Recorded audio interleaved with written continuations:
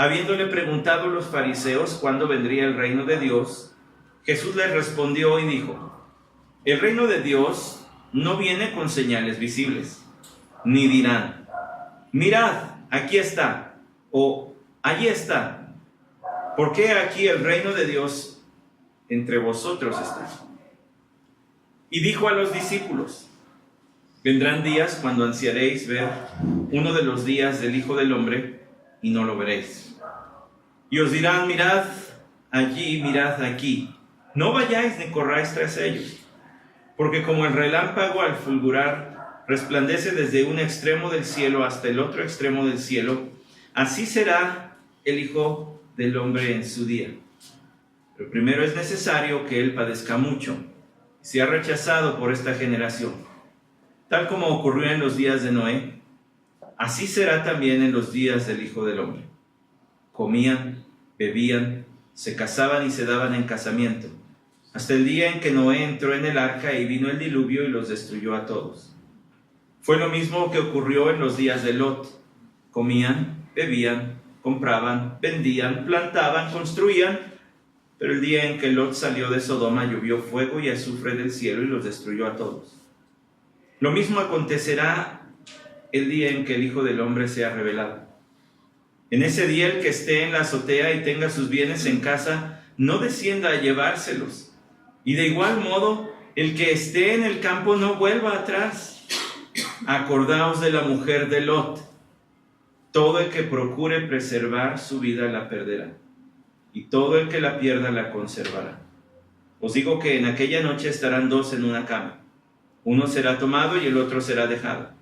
Estarán dos mujeres moliendo en el mismo lugar. Una será tomada y la otra será dejada. Dos estarán en el campo. Uno será tomado y el otro será dejado. Respondiendo ellos le dijeron: ¿dónde, Señor? Y él les dijo: donde esté el cuerpo, allí también se juntarán los buitres. Vamos a orar. Señor, te damos gracias por tu escritura.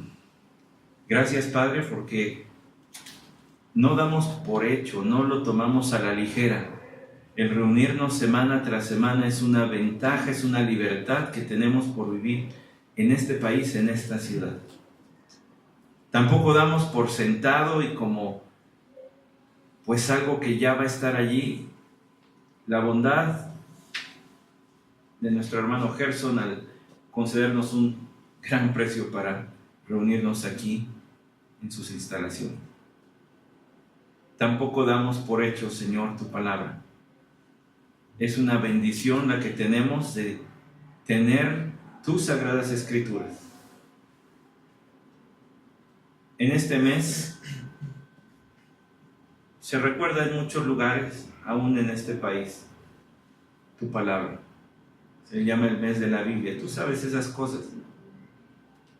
Y se juntan ofrendas especiales para la traducción de tu escritura, para preparar hombres, para traducirla y ponerlo, porque todavía hay dialectos e idiomas en que no tienen nada o tienen muy poco de esta que es tu revelación al hombre. Oramos hoy, Señor, para que bendigas todo el esfuerzo de recaudación de ofrendas para este fin, que sigas levantando hombres que traduzcan tu escritura para la exaltación de tu Hijo Jesús, el Salvador de este mundo. Y sí, Señor, no es una fantasía ni es una ilusión infundada. Enseñamos tu palabra desde los más pequeños hasta los más grandes, porque confiamos en que uno de nosotros, quizá en las generaciones siguientes, tal vez lo veamos.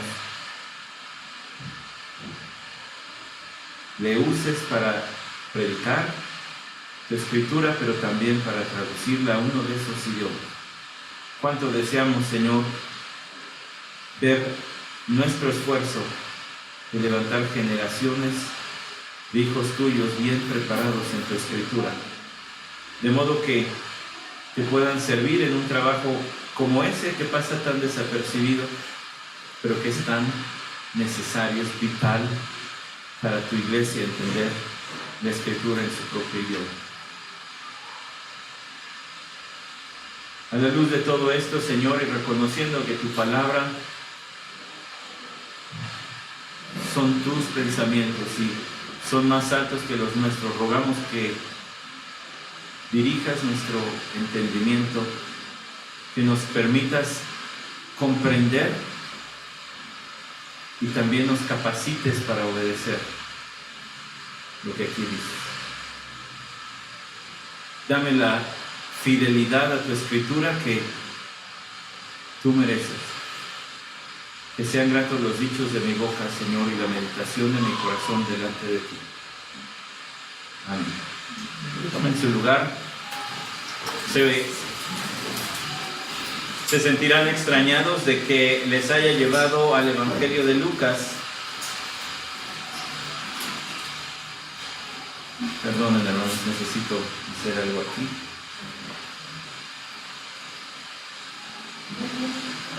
Ahora sí. Se sentirán extrañados de que les lleve al Evangelio de Lucas cuando semana tras semana vamos al libro de Génesis.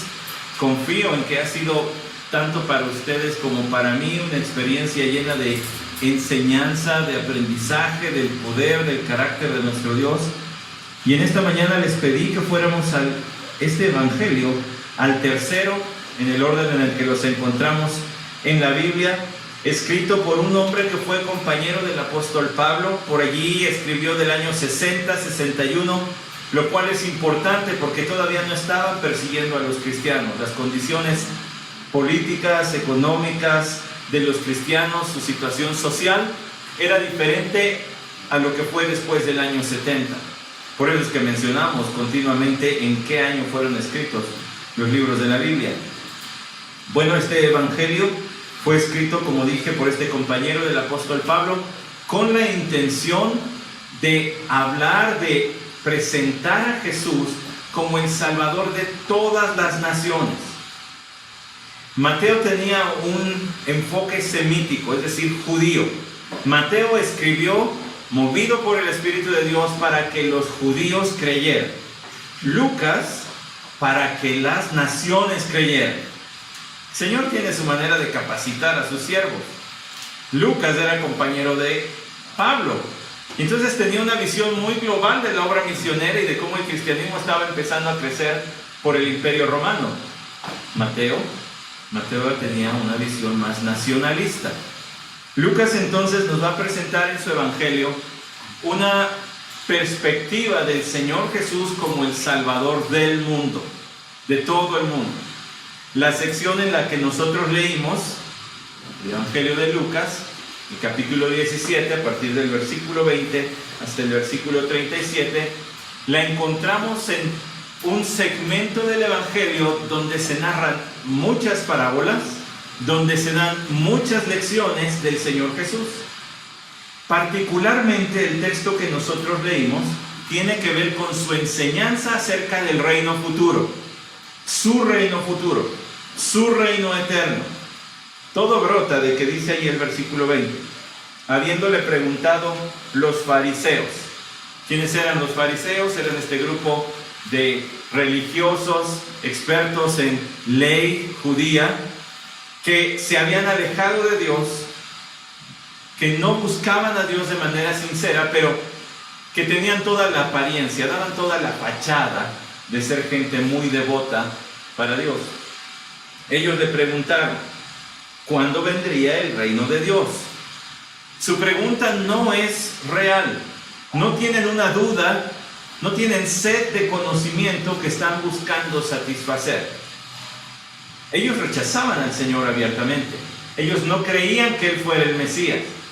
Quizás su pregunta brota más bien de un sentimiento de burla, un sarcasmo.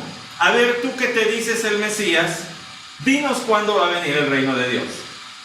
Más bien ese sentido, porque ellos no creían que el Señor Jesucristo era el Mesías esperado por la nación judía. Jesús les respondió y dijo, el reino de Dios no viene con señales visibles.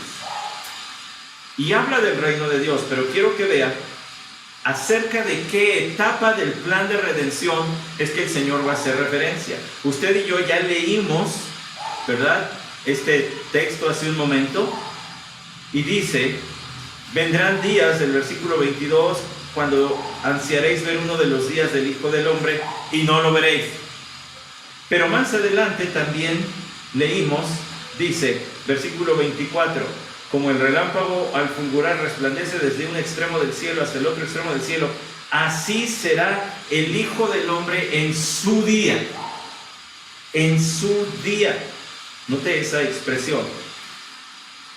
Además, si usted sigue leyendo en este texto, versículo 25, es necesario que Él padezca mucho y sea rechazado por esta generación. Otra vez, versículo 26, será también en los días del Hijo del Hombre. Versículo 30, lo mismo acontecerá el día en que el Hijo del Hombre sea revelado. Está hablando de una ocasión particular. El día en que el Hijo del Hombre sea revelado. Ahora, hace rato decía nuestro hermano Arturo, esta iglesia es una experta en Apocalipsis. Espero que lo sean, porque ya hemos ido por Apocalipsis 3 veces en 14 años. Una vez en domingos, otras 2 veces en miércoles, pero ya le pasamos Apocalipsis varias veces. Ya hemos hablado, y recientemente el año pasado di un curso de escatología en miércoles. Pero si de todas maneras se le está cuatrapeando todavía la escatología, le voy a dar una ayudadita. El plan redentor del Señor, como lo traza la Escritura, contiene que todo estamos viviendo en los últimos días. ¿Cuándo empezaron los últimos días? Dicho por el escritor de Hebreos, desde el Señor Jesucristo. En estos últimos días nos ha hablado por el Hijo. Entonces ya estamos en los últimos días. Se le llama los últimos días porque van a ser interrumpidos por un acontecimiento mundial, el rapto de la iglesia, cuando el Señor venga note eso, por su iglesia para rescatarla. Bien, entonces los últimos días, rapto de la iglesia, allí inicia lo que la gente dice, el Apocalipsis, el fin del mundo. Todo eso está contenido, una descripción detallada de esto está contenido de Apocalipsis capítulo 6 hasta Apocalipsis capítulo 18. Allí está el Apocalipsis, los juicios, la destrucción que vendrá sobre la tierra y sus habitantes. Bueno, esa etapa que se le llama tribulación, ya no voy a entrar en detalles de tribulación, gran tribulación, solamente así. Últimos días, rapto de la iglesia, tribulación. Será interrumpida la tribulación, serán acortados esos días por el regreso visible del Señor Jesucristo, ¿verdad? Entonces el primer momento es el rapto de la iglesia, cuando Cristo venga por su iglesia, pero no se hará visible al mundo, no se dejará ver, no descenderá hasta la tierra, nos encontraremos con Él en las nubes, dice el apóstol Pablo a los tesalonicenses. Pero al final de la tribulación, Cristo va a venir a traer el juicio. Y después de eso, viene una etapa de 1000 años donde Él reinará en la tierra. Al final de esos 1000 años, se le concederá a Satanás rebelarse solamente para ser echado por última vez y empezará el reino eterno. ¿Sí? ¿Nos quedan claras esas etapas? Es lo que hemos dicho, es lo que la Biblia enseña. Ok, aquí dice, cuando el Hijo del Hombre sea revelado. ¿A qué etapa se refiere? A la interrupción de la tribulación. A la interrupción de la tribulación, cuando venga Cristo a ejercer juicio. Tal como lo explica Apocalipsis 19, venga como un rey conquistador, venciendo a sus enemigos, aplastando a sus enemigos. De eso está hablando este texto. Lo que empezó con una preguntita burlona de los fariseos, se tornó en una charla bastante seria y con tonos lúgubres para algunos. Note que hay un cambio en la escena. El Señor primero está interactuando con los fariseos, pero en el versículo 22 dijo a sus discípulos, y les va a dar una lección de escatología. ¡Wow! Se imagina, curso de escatología con el Señor Jesucristo. El el autor y el protagonista de la historia enseñándote cómo va a estar la cosa. Él ahora habla a sus discípulos, porque les quiere dar algunas lecciones. Ellos necesitan saber, más allá del día, más allá de la hora, necesitan saber cómo estar preparados. ¿Por qué? ¿Porque ellos andan vivos todavía allí para que esto suceda? No, tendrían que tener más de 2000 años de vida. No por eso, sino para preservar esta lección, para que ellos a su vez proclamaran estas lecciones, y ahora queda registrado para que nosotros tomemos de esta agua. Yo le titulé a este sermón, como ustedes habrán visto anunciado, el mandamiento olvidado. Hay un mandamiento aquí que solamente los arqueólogos bíblicos encuentran. Hay un mandato neotestamentario para toda la iglesia, pues, que solamente quien se pone a escudriñar la escritura lo va a encontrar. Quien saca el pico y la pala para indagar en la escritura lo encuentra. Pero es un mandato para todo creyente. Es el mandato olvidado. Quiero dar primero la introducción a todo esto. El Señor estaba hablando de su reino. Y Él dijo, para empezar, que su reino va a ser un reino invisible. Dice en su respuesta a los fariseos, versículo 20. Habiéndole preguntado a los fariseos cuándo vendría el reino de Dios, Jesús les respondió. Espere, ¿qué expectativas tendrían los fariseos del reino de Dios? Ya dijimos que ellos no estaban preguntando por curiosidad, por anhelo de saber. Ellos estaban preguntando por fastidio, por sarcasmo. Pero de todas maneras, ¿cuáles serían las expectativas judías del reino de Dios? Bueno, los judíos estaban esperando a su Mesías, pero el Mesías que ellos tenían en mente era más bien un caudillo, un insurgente, que organizaría a los judíos y les proveería, les guiaría, tendría la capacidad logística para crear un arsenal de armamento y una mente organizada y con mucho liderazgo para agrupar a los judíos en un ejército que fuera capaz de derrotar al gran imperio romano, que era el que estaba gobernando en el tiempo del Señor Jesús, gran parte de aquel lado del mundo, incluida la tierra de Israel. Ese es el contexto histórico. Tiempos del Imperio Romano, año 32, 33 de nuestra era. Ellos estaban esperando eso. El reino de Dios va a ser un regreso a aquel tiempo de abundancia, de paz y del favor divino que gozábamos en tiempos, por ejemplo, del rey David y sobre todo del rey Salomón. El hombre más rico de la tierra, Salomón, en su tiempo. Además de ser el hombre más sabio, tan solo después de nuestro Señor Jesucristo. Ellos esperaban volver a tener un rey así, lleno de sabiduría, un buen rey, pero que además les regresara la libertad que no tenían. Ellos vivían como esclavos, ellos vivían como un pueblo conquistado. Por eso el Señor no encajaba en sus expectativas. Y no encajaba. ¿Dónde está tu ejército? Al crucificarle, le dijeron a Pilato, dile, ponle allí, este se dice rey de los judíos.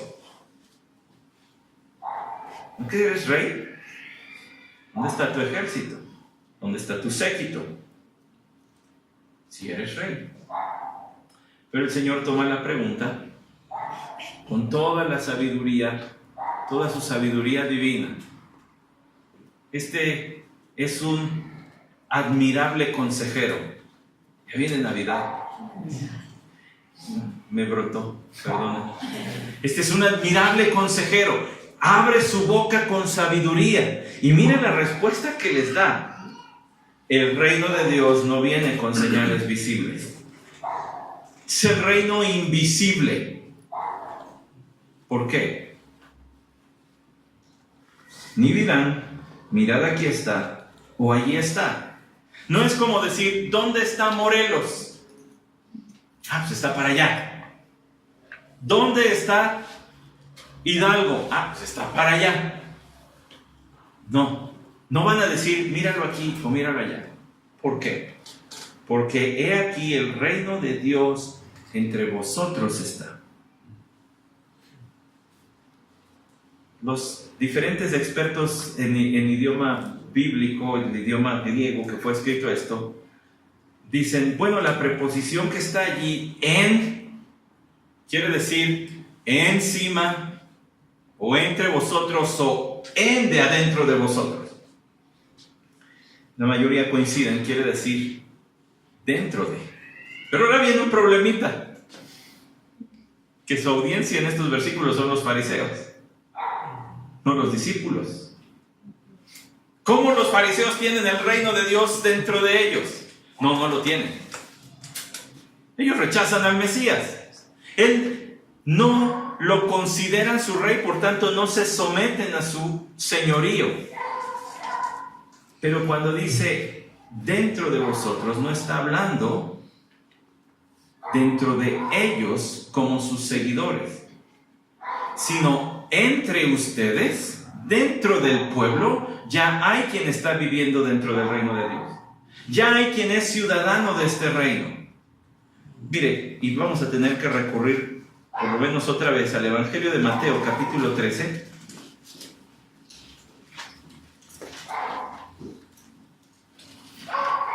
En Mateo capítulo 13 se le conoce este capítulo como las parábolas del reino. Y bien, porque de eso habló el Señor.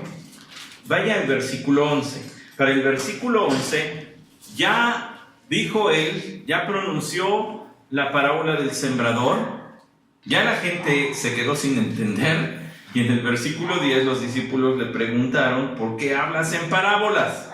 Versículo 11, y él respondiendo les dijo, porque a vosotros se os ha concedido conocer los misterios del reino de los cielos, pero a ellos no les ha sido concedido. Es decir, las parábolas, mis hermanos, ilustran a la mente del creyente las enseñanzas del Señor Jesucristo, pero a la mente del no creyente las velan. Es una manera del Señor de ya no exponer más verdad por misericordia, porque entre más conoces de Dios, más responsable eres ante Él. En un acto de misericordia ya no estarles dando más, porque más responsables son y les siguen rechazando. Pero a ustedes sí les voy a explicar, dijo el Señor. Versículo 12, perdón. Porque cualquiera que tiene se le dará más y tendrá en abundancia, pero cualquiera que tiene, aún lo que no tiene, aún lo que tiene, se le quitará. Por eso les hablo en parábolas, porque viendo no ven y oyendo no entienden. Por más que les explico, pues no.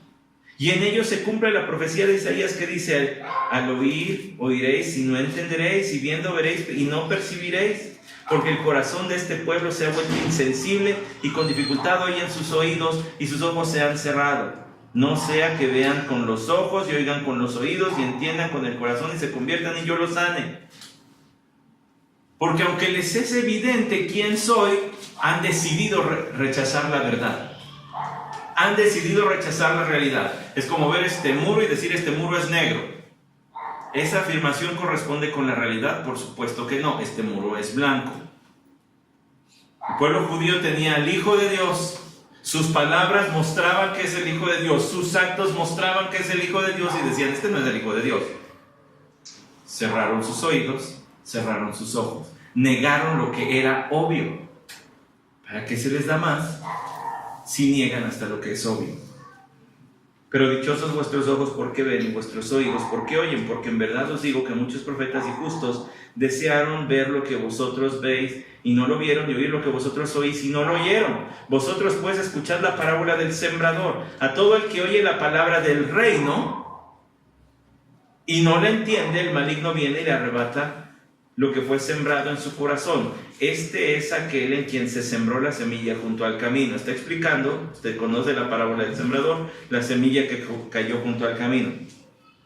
Y aquel en quien se sembró semilla en pedregales, este es el que oye la palabra y enseguida la recibe con gozo, pero no tiene raíz profunda en sí mismo, sino que solo es temporal, y cuando por causa de la palabra viene la aflicción o la persecución, enseguida tropieza y cae.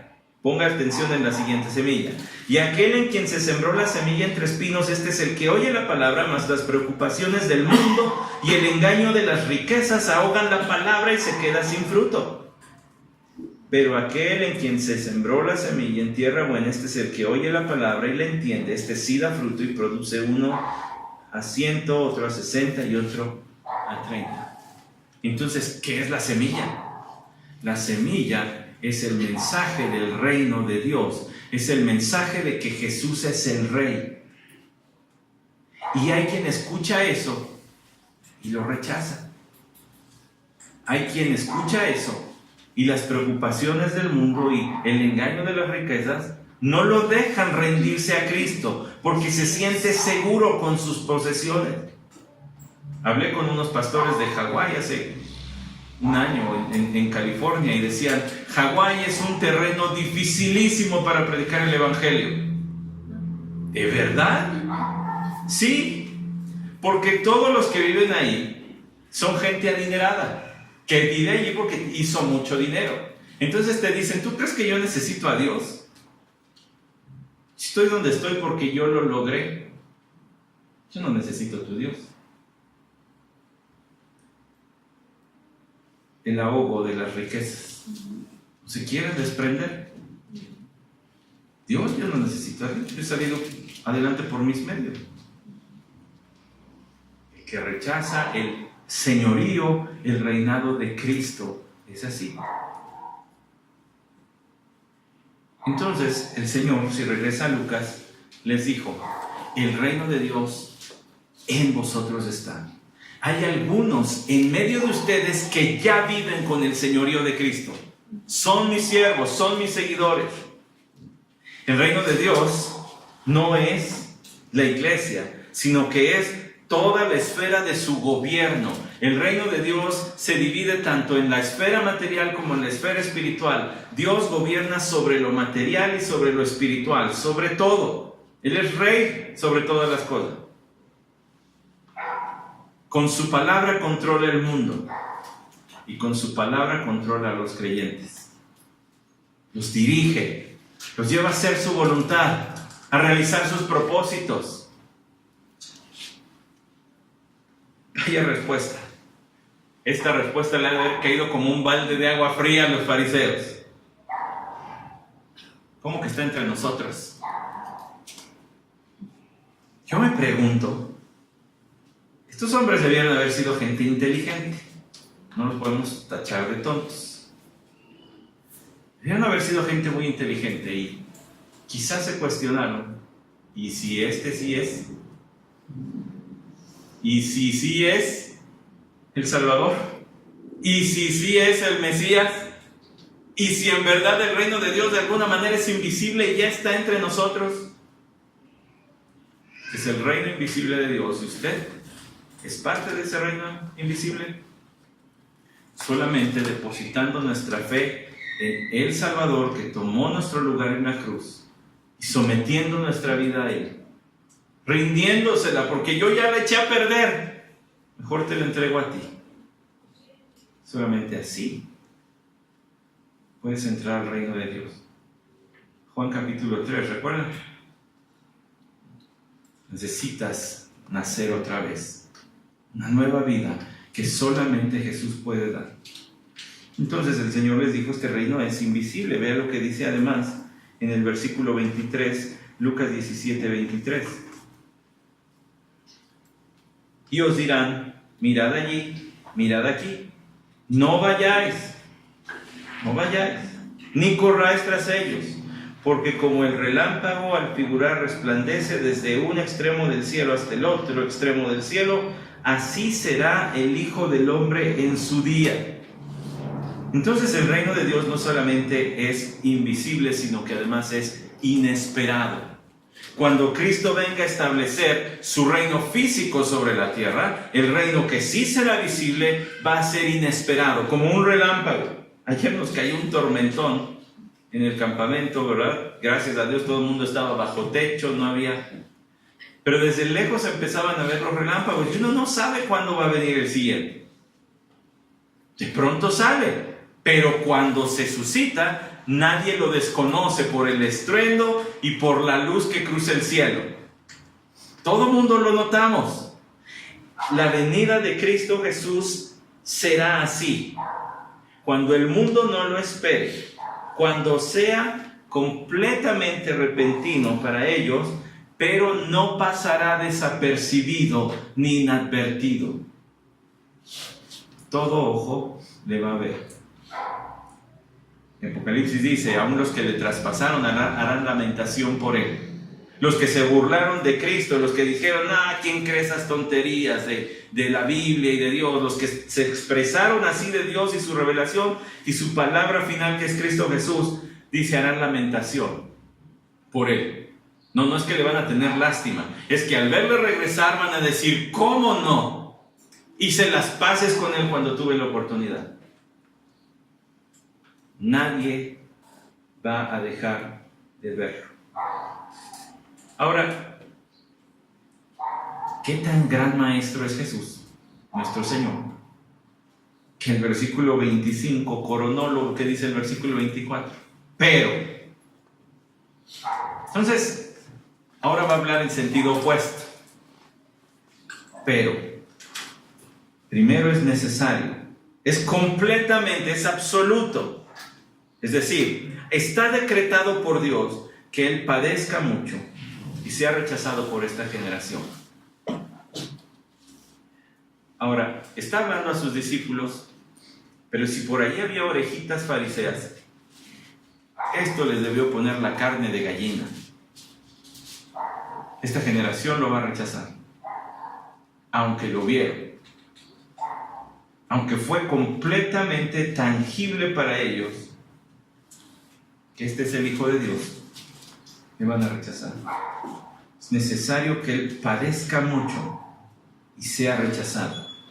Dos cuestiones distintas, su padecimiento físico, pero también el rechazo nacional de Israel. ¿Recuerdan?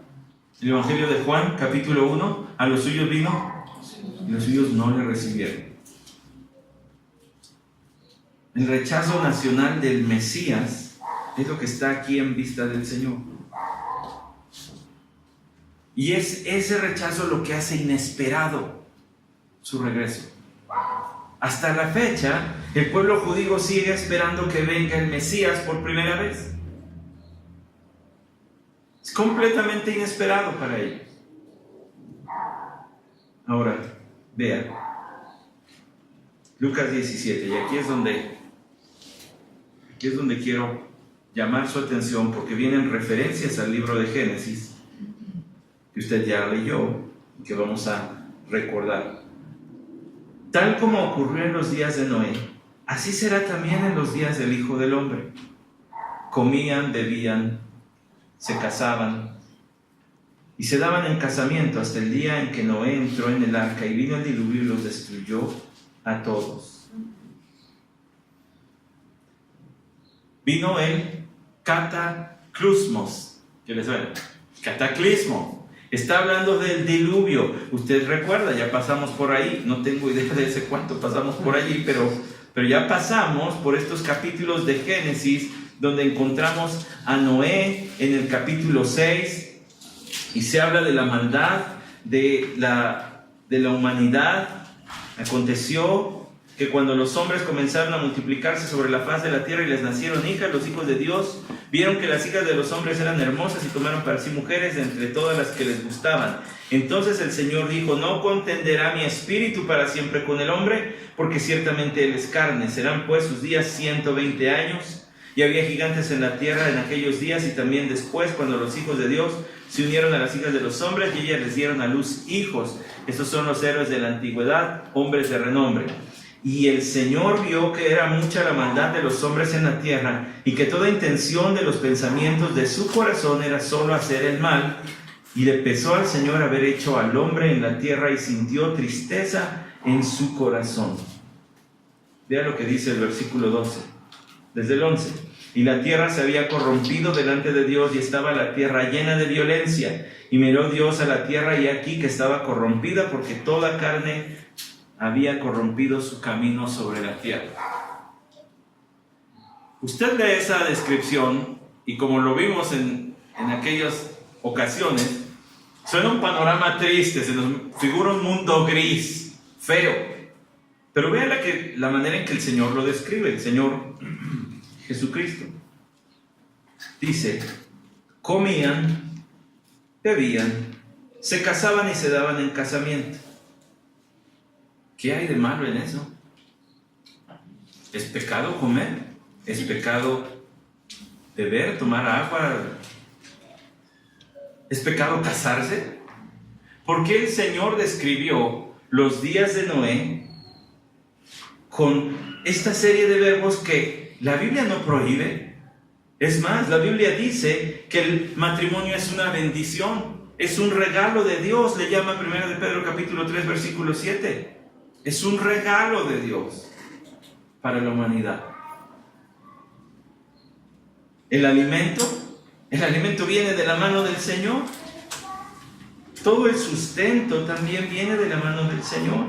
Porque el Señor dice, en los días de Noé, se va a parecer a cuando venga el Hijo del Hombre. Por cierto, esa expresión, el Hijo del Hombre, que ya habíamos visto en el versículo 22 y también en el 23, es la expresión favorita de Jesús para referirse a sí mismo. Está tomada del libro de Daniel, capítulo 7, donde dice que vino uno con semejanza a Hijo de Hombre y se acercó al anciano de días. El anciano de días es una manera de referirse a Dios. Hijo del Hombre es Jesucristo, y dice, y se le entregó todo poder. Cuando el Señor hablaba de sí mismo como el Hijo del Hombre, los judíos pensaban Daniel 7. Bueno, no tenía capítulos, pero sabían que ese texto. Está diciendo que Él es al que Dios le va a dar todo poder.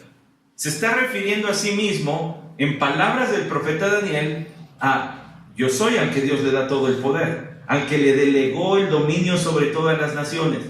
Bueno, ¿por qué cuando dice en los días del Hijo del Hombre, cuando regrese a poner su reino, por qué dice comían, bebían? Porque habla de total indiferencia contra Dios. Comer, beber, casarse no es pecado, a no ser que se lleve a cabo con los motivos y de la manera incorrecta. Si beber te va a embriagar, bueno, pues la Biblia prohíbe la embriaguez, ¿verdad? Si casarte, te casas no por amor, por compromiso, sino por intereses personales y hasta económicos, además, bueno, pues allí sí está mal, pero intrínsecamente el acto de casarse, el acto de comer, el acto de beber, no son pecado. Pero está describiendo el Señor a una sociedad que vivía indiferente a Dios, hacía su vida cotidiana sin tomar en cuenta a Dios. Ese es el problema de la sociedad de los días de Noé, como ya lo vimos anteriormente. Y vino el diluvio y los destruyó a todos, excepto a 8. Noé, su esposa, sus 3 hijos, sus esposas, y bueno, los animalitos que ahí entraron, pero humanamente solo 8. Ahora escuche, versículo 28. Fue lo mismo que ocurrió en los días de Lot.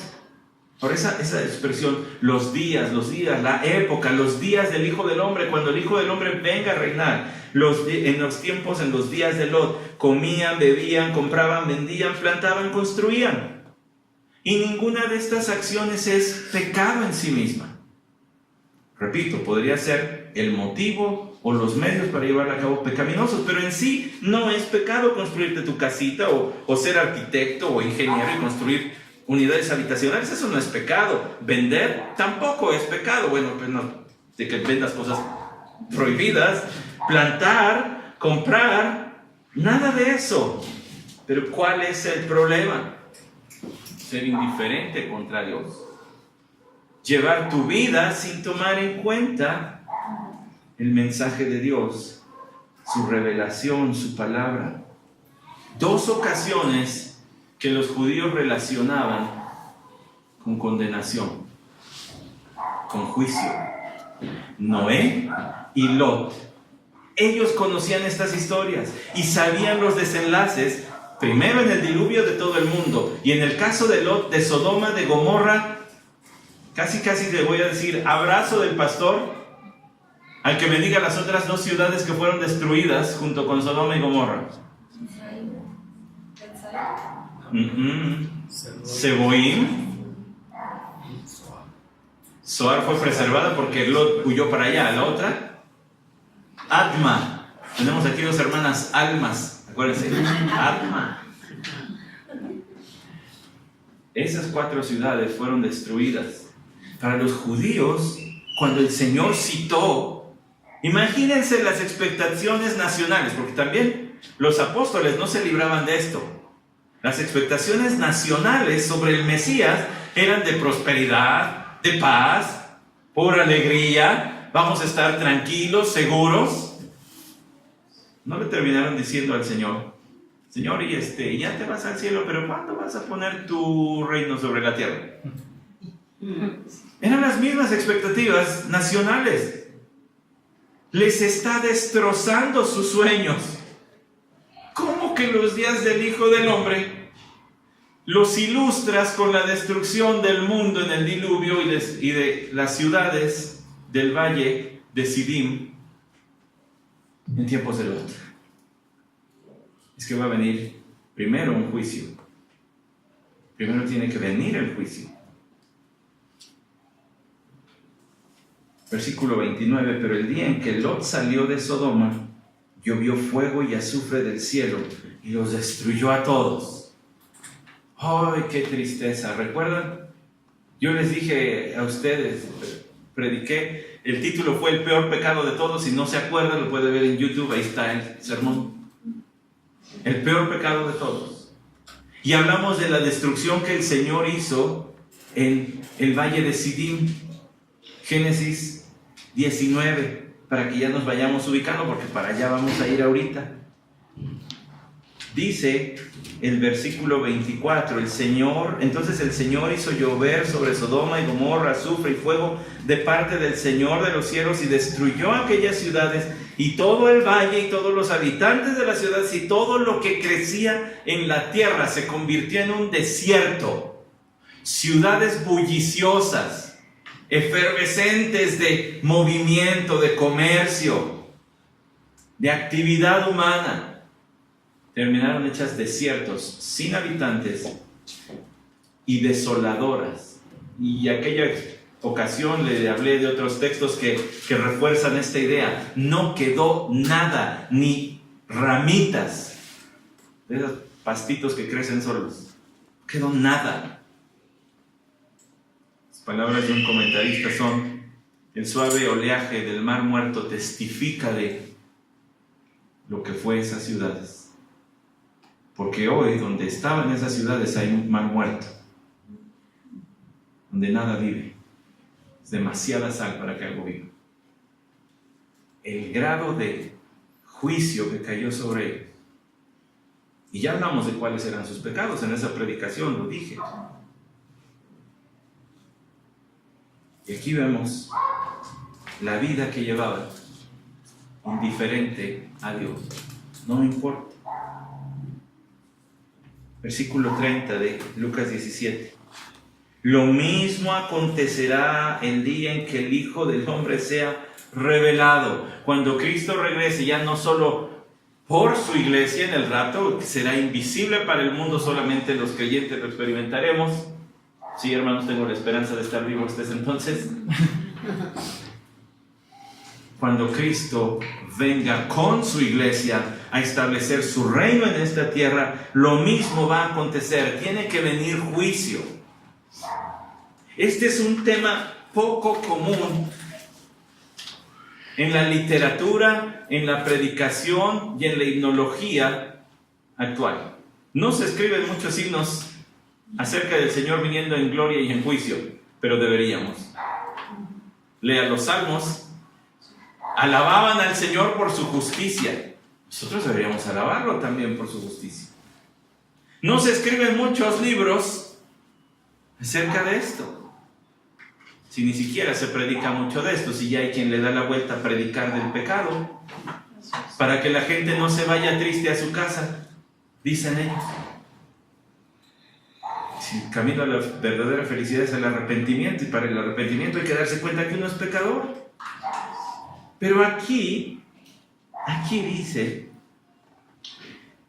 va a ser igual, tiene que venir el juicio. No, el juicio divino no es un tema para espantar gente, es un tema para advertir y para invitar. Reconcíliate con Dios, ahora es el tiempo. Y mire el énfasis que hay en ese tiempo, en esa urgencia, porque dice el versículo 31, en ese día el que esté en la azotea y tenga sus bienes en casa, no descienda a llevárselos, y de igual modo el que esté en el campo no vuelva atrás. Cuando el juicio se empiece a llevar a cabo, no va a haber tiempo de salvar nada. Piérdelo todo, ¿qué importa? Sálvate tú. Disculpen la ilustración si hay alguien que no le guste mucho que hable de una película, pero en la película Titanic, cuando el barquito ya se está a punto de hundir, hay gente que baja al salón de eventos y andan con sus chalecos salvavidas y todo, pero con sus copas de vino y todavía en el relajo y gozándose, como diciendo, no pasa nada, vamos a estar bien. Cuando lo que pues uno entiende, ¿verdad?, lo que es espectador y ve la gravedad de la situación, dice, no, deberían ya estar en una lanchita buscando de qué agarrarse para salvar la vida. Lo que estaba diciendo el Señor es, la necesidad de huir del juicio de Dios es urgente. Mientras tienes tiempo, reconcíliate con el Señor. Sé parte del reino. Ven a Él y entrega tu vida como tu Rey, como tu Salvador, ahorita que hay tiempo. Después, ya no. Las casas judías tenían su techo planito al que se accedía por fuera con una escalera, y dice, es tan urgente que ya ni siquiera deberías entrar a tu casa. Hazlo ya. Solo eso. Dice, el que esté en el campo ya ni vuelva a su casa. No diga, pues voy a sacar a mi familia. No tienes tiempo. No regrese. Nosotros entendemos esto, y quiero ser sensible a que el año pasado nuestra ciudad y otros estados de la República fueron golpeados fuertemente por un terremoto que dejó muchas muertes. Entonces no quiero ser insensible cuando hablo de esto. Pero ¿qué hacemos cuando hay un sismo fuerte? Regresa usted en medio del sismo. ¿Dónde están las escrituras? Ay, yo me acuerdo. Vámonos. Ay, a ver cómo le hacemos luego. No regresa usted el dinerito que tenía abajo del colchón. Vámonos. Bueno, se oye difícil, se oye feo, pero la instrucción, hay médicos en esta congregación, no me dejarán mentir, la instrucción es a los médicos, salgan. Pues si hay enfermitos y si hay pacientes, pero ¿quién los va a atender si ustedes se quedan atrapados allí? Pónganse a salvo y luego ya vemos cómo sacamos a los demás. Es como el que está en el campo trabajando, no regreses. Ya no vayas. Hazlo ya.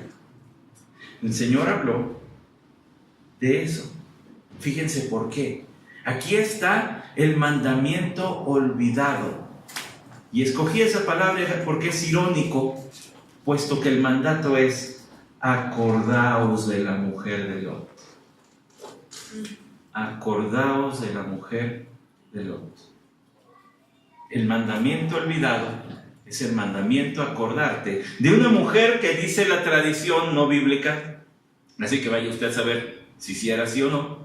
Una mujer que se llamaba Yedith, de donde se desprende en castellano Edith, nombre femenino, pero es una tradición no bíblica, así que quién sabe si se haya llamado así o no, o Lota, quién sabe. Acordaos de la mujer de Lot.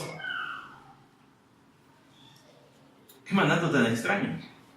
Bueno, regrese a Génesis 19. Génesis 19, que es, por estar estudiando Génesis, fuimos a parar a Lucas, ¿verdad? En esta mañana. Hoy vamos tantito a Génesis. dice, versículo 25 que leímos hace un momento: y destruyó las ciudades, todo el valle, todos los habitantes de las ciudades y todo lo que crecía en la tierra. Pero la mujer de Lot, que iba tras él, mujeres y niños primero, nada que, aquí ella venía atrás, miró hacia atrás y se convirtió en una columna de sal. Vaya, vaya, qué duro. El pecadillo de mirar hacia atrás. Mucho castigo para alguien que voltea nomás para atrás. No, no es un vistazo hacia atrás. Ese voltear hacia atrás representa el anhelo, el deseo. No quiero perder lo que dejé. Lot era un hombre sumamente rico, como hemos dicho en esta serie de predicaciones muchas veces. Tan rico que tuvo que separarse de su tío Abraham porque sus ganados ya no tenían dónde pastar. Eran tan ricos que la tierra ya no los podía sostener. Y para este momento ya han pasado muchos años. Lo más probable es que Lot se haya hecho todavía más rico. Inmensamente rico. La mirada de su esposa no es la mirada curiosa, es la mirada del que lamenta lo que dejó atrás por seguir la instrucción divina. Es el que dice: me cuesta demasiado obedecer lo que Dios quiere de mí. Es el que dice: me gustaría seguir a Jesús, pero no quisiera perderlo todo como Él ha mandado. La mirada de la mujer de Lot hacia atrás es la mirada del que dice: ojalá fuera más barato seguir a Jesús, pero si esas son las condiciones, paso. ¿Cómo fue transformada en una columna de sal? Bueno, hay quien dice que tiene una explicación científica esto. Quizá los elementos que estaban siendo evaporados y aún los que estaban en el ambiente alcanzaron a la mujer que venía atrás y no a Lot, que ya iba más adelante con sus hijas. Quizá algunas de las explosiones que debieron haber estado involucradas en la consumación de estas ciudades, algunos de los elementos que salieron volando de las partículas de tierra, polvo, cayeron sobre ella, haciéndole aparecer un pilar. O simplemente Dios la convirtió en sal, ¿no? También es otra. La cuestión es que el juicio la alcanza. Cuando la instrucción, recuerda, Lot estaba haciendo tiempo. Génesis 19:16 dice que Lot titubeaba. Lo tuvieron que tomar de la mano y sacarlo de la ciudad en el versículo 16, dice, y el versículo 17, le dijeron los ángeles, y aconteció que cuando los habían llevado fuera, uno le dijo: huye por tu vida, no mires detrás de ti, no te detengas en ninguna parte del valle, escapa al monte, no sea que perezca. Eso fue lo que hizo la mujer, detenerse tantito. ¿Habrá pasado por ella un pensamiento como el de Lot? ¿Recuerdan? Lot dice: pues déjame irme a Zoar. Y le dicen los ángeles: pues ahora no voy a destruir Zoar porque vas para allá. Pero esta también era parte del plan. Allí está en Génesis 19. Quizá pasaba por la mente de la mujer: me voy a retrasar tantito, igual y Dios hace una excepción y no perdremos todo. Sí, estamos en el terreno de la especulación, pero es probable. Su mirada hacia atrás era: no quiero perderlo todo por seguir la instrucción de Dios. Acuérdate de la mujer de Lot. Ahora le tengo una sorpresa grata. Los verbos griegos en tiempo presente indican una acción continua, algo que debe realizarse perpetuamente, todo el tiempo. En griego el verbo acordarse es un tiempo presente. siempre acuérdate de la mujer de Lot. Siempre, perpetuamente, todos los días recuerda a la mujer de Lot. ¿Por qué? Para que veas lo que le pasa al que se retracta. No es que vayas a perder la salvación, es que recuerdes con gratitud de dónde el Señor te ha sacado, y que aunque te ha costado todo, dejarlo todo por seguir a Cristo, vale la pena. El destino es lo que vale la pena y no el pasado. Lucas capítulo 14.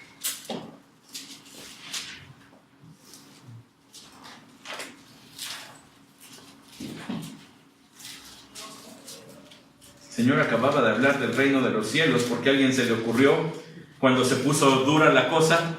Si usted lee Lucas 14, del 1 al 14, va a ver que la cuestión estaba tensa. Invitan al Señor a comer a una casa y Él termina diciéndole: oye, ¿por qué invitaste a puros que te pueden devolver el favor? Deberías invitar a los que no te pueden devolver el favor.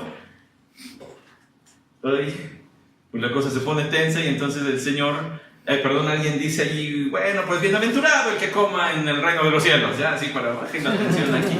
Y el Señor ocupa la ocasión para darles una lección y habla del reino de los cielos como alguien que invita a todo mundo, a los que no pueden pagarle el favor. Y en el versículo 25 dice: grandes multitudes le acompañaban y Él, volviéndose, les dijo. Mire, si Jesús, nuestro Señor, hubiera querido ser un líder popular, o para ir con una palabra de moda, populista, no hubiera hecho lo que sigue. Si Él hubiera interesado tener multitudes abarrotando templos, no hubiera hecho lo que sigue. Pero Jesús se interesa por aquellos que el Espíritu de Dios está moviendo a dejarlo todo. Se acabó tu vida, ahora vives para mí. Grandes multitudes le acompañaban y Él, volviéndose, dándose la vuelta, y vienen detrás y Él se voltea y les dice: si alguno viene a mí y no aborrece a su padre, a su madre, a su mujer e hijos, sus hermanos y hermanas, aún hasta su propia vida, no puede ser mi discípulo. El que no carga su cruz y viene en pos de mí no puede ser mi discípulo. Más adelante dice, versículo 33: así pues, cualquiera de vosotros que no renuncie a todas sus posesiones no puede ser mi discípulo. No puede. La entrega es absoluta, es incondicional, es total. Tu lealtad no puede ser más a tu esposa, ni a tu esposo, ni a tu hijo, ni a tus hijas, padres, madres, ni a nadie. Tu lealtad de ahora en adelante es a Cristo. No se trata de que el Dios que mandó honra a tu padre y a tu madre, aquí dice aborrécelos. Quiere decir, ámalos, hónralos. Pero si en algún momento ellos te proponen hacer algo que va contra la palabra de Dios, tu lealtad va a ser a Dios. Que tomes tu cruz. Se acabó tu vida. Ahora eres mi esclavo. Me sirves a mí. Eres mío. Haces lo que yo diga. Ya no haces lo que tú quieras. Ahora me sirves a mí. ¿Y las cuestiones materiales? Es que ahora las vas a utilizar como yo mando, para lo que yo mando, como yo digo. Todo me pertenece a mí. Hay quienes se convierten del corazón, pero no se convierten de la cartera. No es posible, dice Jesús. Hay quien se convierte del corazón, pero no se convierte del calendario o la agenda. No es posible, dice Jesús. Hay quien se convierte del corazón, pero no se convierte de la familia. No es posible, dice Jesús. Si no soy tu Señor de todo, no soy tu Señor de nada. Si no te salvo completo, tampoco te salvo en partes. Así de altas son las condiciones. Entonces, ¿me salva mi abandono de todo eso? No. Te salva tu fe en Cristo como el Salvador. Pero cuando notas que estás perdido en tu pecado, cuando notas que has vivido una vida que tu simple respirar ofende a Dios porque estás lleno de pecado, exhalas pecado todo el tiempo, que ese Dios va a tener que traer juicio, porque es justo, entonces aceptas lo que sea, lo que quieras, Dios, lo que quieras, las condiciones que quieras. Te necesito, perdona mis pecados. Tu Hijo murió por mí y ahora mi vida te pertenece. No te salva la obediencia, te salva la fe, pero esa fe viene con una obediencia incuestionable. No te voy a cuestionar, Dios, esto es lo que quieres, eso es tuyo. Todo es tuyo, soy tuyo. El Señor ilustró allí en ese texto de Lucas de un hombre que empieza a construir. Dice, primero tienes que calcular los gastos, no sea que te quedes a media obra y se burlen de ti.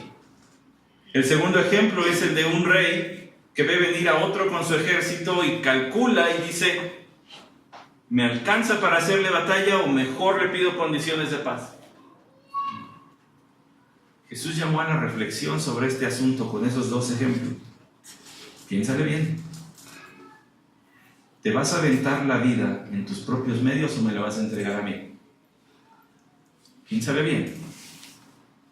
Jesús es el rey que un día vendrá, como dice Lucas 17, a poner su reino y hacer guerra a todos sus enemigos. ¿Vas a estar del lado de los enemigos o vas a venir con él como sus amigos? Piénsale bien, calcúlale, no andes con jueguitos. ¿Es una entrega total o es una entrega de nada? Acuérdate de la mujer de Lot. Versículo 33 de Lucas 17. Todo el que procure preservar su vida la perderá, y todo el que la pierda la conservará. ¿Qué quiere decir eso? No está hablando del acto de morir. Está diciendo todo el que quiera preservar su estado de vida como está, él siendo el gobernante, entre comillas, de su propia existencia, de su propia vida, la va a terminar perdiendo cuando este rey venga a juzgar. Pero el que la pierde, el que la abandone, el que diga es tuya, Jesús, ese la va a salvar. Y esto es serio. Versículo 34. Os digo que en aquella noche estarán dos en una cama, uno será tomado y el otro será dejado. Estarán dos mujeres moliendo en el mismo lugar, una será tomada, otra será dejada. Dos estarán en el campo, uno será tomado y el otro será dejado. Le confieso que cuando estaba estudiando este texto llegué al versículo 36 en mi versión en castellano, y cuando lo busqué en el idioma original no lo encontré. La Biblia de la Nestlé Aland 27, la Biblia del Nuevo Testamento griego, no incluye el versículo 36. Muchos han pensado que es un texto que fue añadido después solamente para hacerlo coincidir con lo que dice Mateo capítulo 24, para que queden allí en paralelo. Bueno, si está o no está, eso no altera ninguna doctrina mayor. Lo único que quiere decir es que aquí el Señor está hablando no del rapto de la iglesia. El rapto de la iglesia ya habría pasado en el mapita escatológico que le dije hace rato. Aquí está hablando de que uno será llevado a juicio y otro será dejado libre. Acordaos de la mujer de Lot. Lot alcanzó a huir, su mujer no. Uno será castigado, otro no será castigado. ¿Quién no será castigado? El que crea en Cristo Jesús. El que haya rendido su vida, el que la haya perdido por causa de él, para ganarla verdaderamente en la eternidad. Respondiendo ellos, ¿quiénes son ellos? Los del versículo 22, los discípulos. Respondiendo ellos le dijeron, ¿dónde, Señor? Y él les dijo, donde esté el cuerpo, allí también se juntarán los buitres. Los discípulos tienen en mente, ¿va a haber una sala de juicio? ¿Va a haber un lugar donde esto ocurra? Va a haber muertos. Va a haber muchos muertos. Donde quiera que haya buitres. Otras versiones dicen águilas.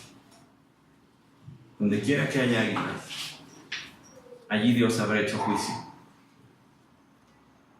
No va a ser un juicio del que te puedas esconder.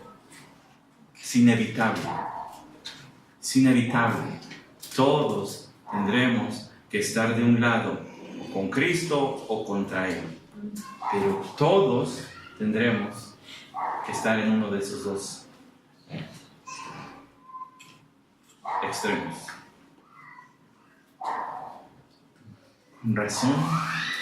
Con razón. Apocalipsis capítulo 19, versículo 11, describe el regreso del Señor Jesucristo en gloria, a traer juicio, a poner su reino milenario.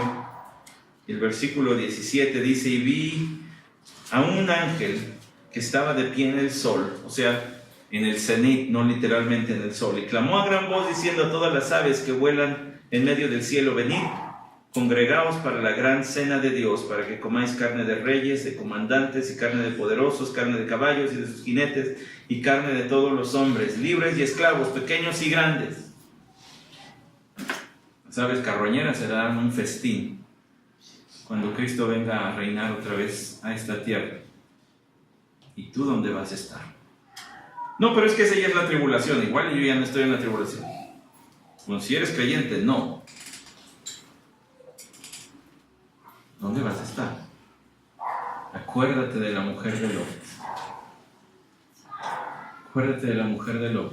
La mujer de Lot pasó de manera infame a la historia como una que pudo haber escapado del juicio. Sabía la vía de escape y no la aprovechó. Hoy tú ya sabes la vía de escape. Es Cristo Jesús. Él es el Salvador. Él es el Señor. Él pagó el precio de los pecados de todos aquellos que confiamos nuestra vida a Él. Y si sientes el peso, la culpa de tu vida, Él no puede ser alguien más que Dios, que te está haciendo ver el mal que has hecho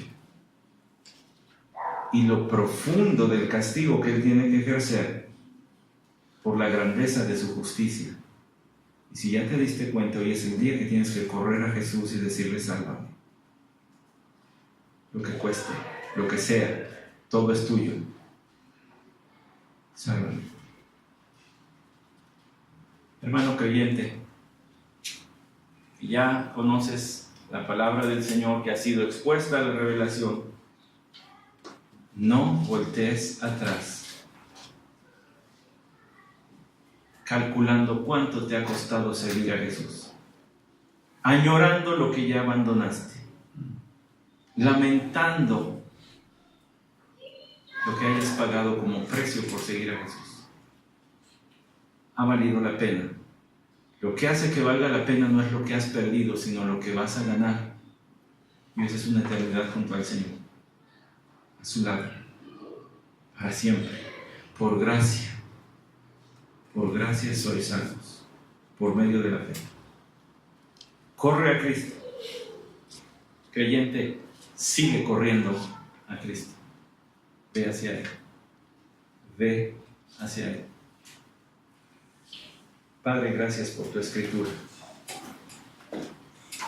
Ahora que nos hemos reencontrado con este mandato, que no lo olvidemos. Que nos acordemos de la mujer de Lot.